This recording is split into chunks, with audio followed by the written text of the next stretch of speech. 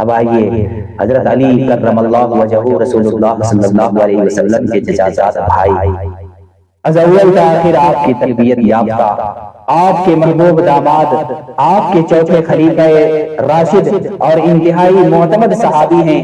غزوہ تبوک کے سفر پر جاتے ہوئے آپ نے انہیں مدینہ منورہ میں اپنا نائب متعین کیا، ان کی خواہش غزوہ میں شرکت کی تھی۔ آپ صلی اللہ علیہ وسلم نے ان سے فرمایا انت منی بمنزلت ہارون من موسیٰ الا انہ لا نبی بعدی، تم میرے لیے ایسے ہو جیسے ہارون موسیٰ کے لیے نائب و وزیر اور مددگار تھے، لیکن میرے بعد کوئی نبی نہیں ہو سکتا۔ غزوہ خیبر میں صحابہ رضی اللہ عنہم سے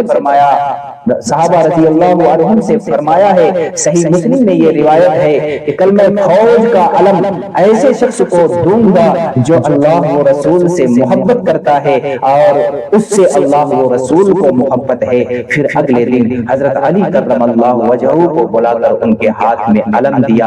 آپ نے فرمایا ان علی منی وانا منہ، بلا شبہ علی مجھ سے ہے اور میں ان سے ہوں۔ اس میں آپ صلی اللہ علیہ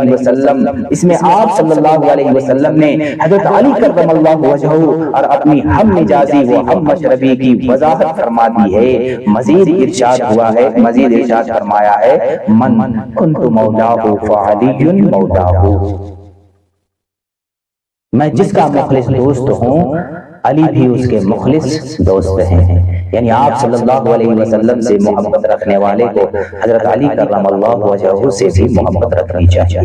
رحم اللہ علیًا ثم ادر الحق معه حیث دارا، اللہ حضرت علی پر رحم فرمائے، خدایا حق کو ان کے ساتھ گھمائے جدھر وہ گھومے، یعنی ہر حال میں حق پرست رہے۔ حضرت علی خود فرماتے ہیں والذی خلق الحبۃ وبرأ النسمہ انہ لعہد النبی صلی اللہ علیہ وسلم الی اللہ یحبنی الا مؤمن ولا یبغضنی الا منافق۔ مسلم شریف کی روایت ہے، اس ذات کی قسم جس نے دانہ اگایا اور جان پیدا کی، میرے ساتھ رسول اللہ صلی اللہ علیہ وسلم کا یہ عقد و پیمان ہے کہ مجھ سے مومن ہی محبت کرے گا اور مجھ سے منافق ہی عداوت رکھے گا۔ ایک روایت میں آپ صلی اللہ علیہ وسلم کا ارشاد ہے من سب علی فقد سبنی، جس نے علی کو برا کہا اس نے مجھے برا کہا۔ مذکورہ حدیث سے حضرت علی کرم اللہ وجہہ کے مقام اور مرتبہ کو سمجھا جا سکتا ہے۔ ہمارے غیر مقلد بھائی پر اللہ رحم کرے، انہوں نے حضرت علی جیسے عظیم المرتبت صحابی کی شان میں ایسی افوات اور گستاخیاں کی ہیں کہ عقل سلیم رکھنے والوں سے اس کا تصور بھی نہیں کیا جا سکتا۔ رئیس سلفی صاحب طلاق ثلاثہ کے مسئلے میں حضرت علی رضی اللہ تعالیٰ عنہ کے فتوے کو اپنے نقد کا نشانہ بناتے ہیں اور اس فتوے کو خلاف نصوص اور غصہ کے حالت میں دیا گیا ناقابل اعتبار فتویٰ قرار دے دیتے ہیں۔ تنویر الآفاق دیکھیں، پاکستان کے غیر مقلد حکیم فیضی صاحب صدیقی کی قلم نے تو گستاخیوں کی حد تجاوز کر دی ہے۔ انہوں نے اپنی بد زبانی اور دریدہ ذہنی میں دشمنان اسلام تک کو پیچھے چھوڑ دیا ہے۔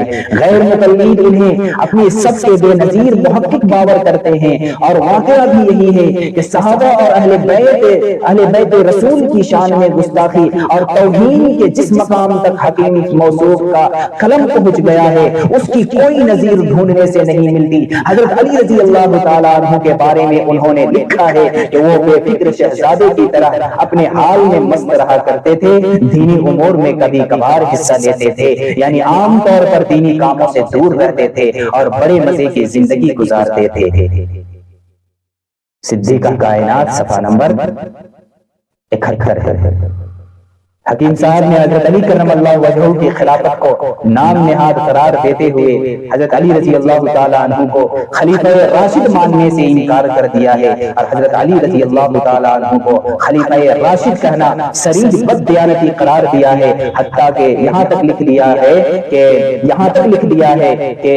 حضرت علی رضی اللہ تعالیٰ عنہ عام مسلمانوں کے منتخب کردہ خلیفہ نہیں تھے، ان کی خلافت سبائیوں کی منتخب کردہ تھی۔ خود صاف ساختہ تھی، ان کا دور خلافت امت کے لیے عذاب خداوندی تھا۔ انہوں نے خلافت کے ذریعے اپنی شخصیت کو قد آور بنانا چاہا تھا۔ ان کی خلافت اسلامی فتوحات کے سلسلے کو روکنے اور ٹھپ کرنے والی بن گئی تھی۔ ان کی شہادت کے بعد دنیا کو سکون ملا، عالم اسلام نے سکھ کا سانس لیا اور رحمت الہی دوبارہ متوجہ ہوئی۔ ملاحظہ ہو خلافت راشدہ، صفحہ نمبر 51 ہے، 55 ہے، 56 ہے اور 228 ہے۔ مذکورہ گریہ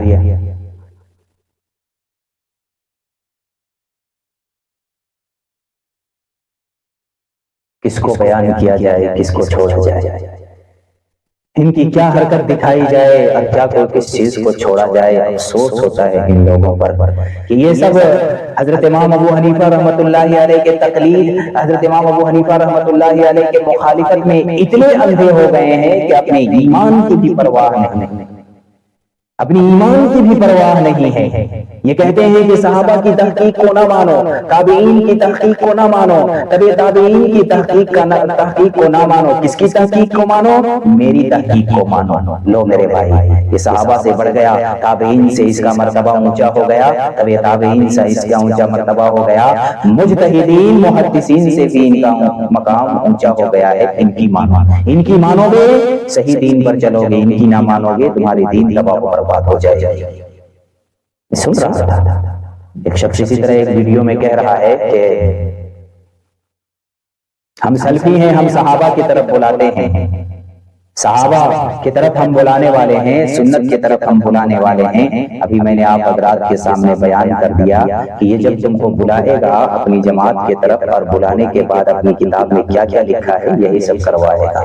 صحابہ کو برا بھلا کہو، تابعین کو برا بھلا کہو، مسلمانوں کو برا بھلا کہو، اس کے علاوہ تمہارے ہاتھ کچھ نہیں آئے گا۔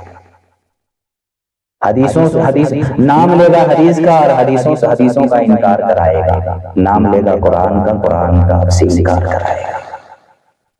میرے سامنے مثالیں موجود ہیں، میں نے ابھی میں نے آپ کے سامنے تمام صحابہ کرام رضوان اللہ تعالی علیہم اجمعین میں سے کتنے صحابہ کے بارے میں غیر مقلدین کے کئی عالم اپنی کتاب میں اس طرح کی باتیں لکھیں ہیں۔ آج کا اگر کوئی غیر مقلد کہتا ہے کہ یہ سب باتیں غلط لکھی ہوئی ہے لہٰذا ان کتابوں کو جلا دو، میں کہتا ہوں کہ ٹھیک ہے تو اپنی کتاب کو جلا دے، تو اپنی کتاب کو جو کرنا چاہتا ہے کر دے، ہمیں ان سے کوئی پرواہ نہیں۔ ٹھیک ہے تم اپنی کتاب کو جلانا چاہتے ہو جلا دو، اگر ایسا ہی کرتے جاؤ تمہارے عالم کتاب لکھتے جائیں، جلانے کے لائق ہوتا جائے جلاتے جاؤ، اور کس کی کتابوں کو پڑھاؤ؟ مقلدین کی کتابوں کو پڑھاؤ۔ اور جہاں پہ تمہارے ذہنی آوارگی اور ذہنی فطور جہاں پر کام نہ کرے اور جہاں پر سمجھ میں نہ آئے، فوراً وہاں پہ اعتراض کر دو اور کہہ دو کہ یہ دیکھو قرآن و سنت کے خلاف اس نے عمل کیا، یعنی تمہاری سمجھ معتبر ہے، ان کی سمجھ معتبر نہیں ہے۔